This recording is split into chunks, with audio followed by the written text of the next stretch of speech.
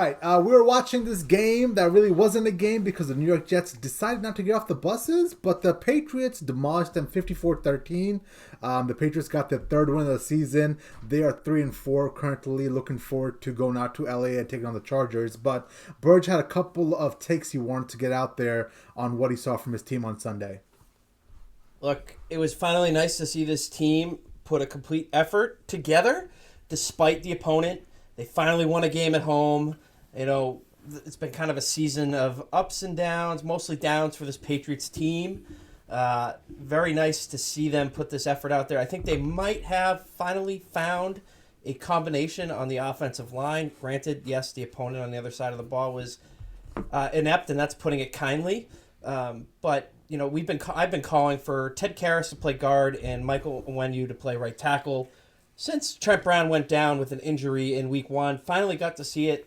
Seemed to go very well. You know, you got to take the positives where you get them here, and you know, laying a 50 burger on any team in the NFL is an accomplishment. Yeah, you can make an argument that they ran up the score. Brian Hoyer throwing the ball deep late in the game, you know, this and that, but. I was very impressed with the effort. It was very nice to see, given the last couple of weeks with the Patriots and how they've seemed to have been there with these good teams and just not made enough plays to close it out. So this one was a good one to see. Going into next week, what I'm looking for out of the Patriots, build off it. I mean, they're obviously facing a much better team. All around in the LA Chargers, coaching, you know, all the way down to the defense, offense, quarterback, everything's better. So looking for them to build on it. I think this game's going to be closer than some people think. Patriots got to figure some stuff out on defense in their secondary, given the amount of injuries they've had. The Patriots did make this Chargers team look inept last year. Obviously, this Chargers team is far improved. You know, offensive line is much better. Their offense is performing even better than they were last year. The receivers have woken up. But, you know, if I'm picking this game as a betting man, the spread's plus 5.5 for New England. I like them to cover here. I flip a coin to pick who's going to win the game. It's going to be, I think they're going to play up to the competition like they've done against the Cowboys and the Bucs this year, the two best teams that they've played. So I like it to be decided by a field goal. You're going to put a gun to my head. I'm going to stick with my boys. I'm going to pick the Patriots to win. But I think New England will cover, but coin flip on the result. And for the first Parker's pick of the night on Podcast 99, boy after my own heart, pick the Patriots. So, Jay, your thoughts? Yeah, listen, it was good to see the Patriots get a win. You know, even though it's the New York Jets, and they're probably one of the worst teams I've seen in a long time. I was trying to make the point to you guys that I haven't seen the Jets this bad ever. It was not like the Patriots beat their will down in the fourth quarter and they gave up.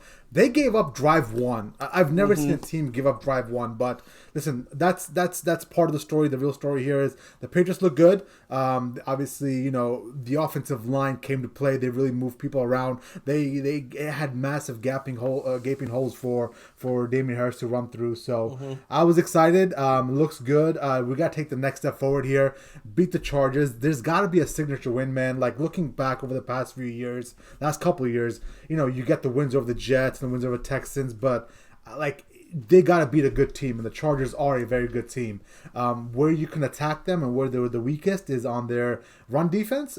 They're by far the worst in the NFL. The Browns ran all over them. The Ravens ran all over them. So I expect a big game from Damian Harris and our run game to carry the offense for the day. On the other end, it's going to come down to Joey Bosa and can he wreak havoc.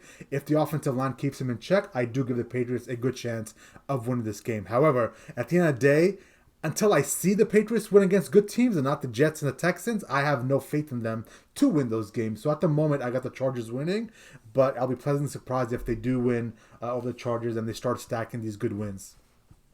Yeah, I'll keep it brief. If I'm with you on that, Jay, I have the Chargers winning this game. You know, unless if they run the ball, like if Damian Harris runs wild, that's the only way they're gonna have a puncher's chance. Is if they just kind of mimic what the Browns did and what the Ravens did and just try to run the ball down their throat and that's really that's the only path to victory I see. Just because the Chargers as a whole, short of the run defense, is in my opinion a better team. The weapons are better. The quarterback play's been better. I like the rookie head coach just putting his balls on the line every fourth down. I just like that team as a whole right now. So I got the Chargers winning. If they can run the football, they have a puncher's chance. Yeah. Last question before we move on, Burge, on this is, this has been some topic around New England the last couple of days, but why do you think the Belichick was so hell-bent on running the score up late in the fourth quarter? And obviously the easy answer is he hates the Jets and he wants to destroy them on every, level possible, but could it be as simple as providing some confidence to his team? Where do you lie in that, running up the score in the fourth quarter angle? Personally, I think it's one of two things. First of all, this team needed this win. They needed a win. Their season's over if they lose. The team needed to come out of Foxborough, finally win a home game, put on a show for the fans, and kind of start to try to build on something. And again, that goes into the second point, the confidence for this team.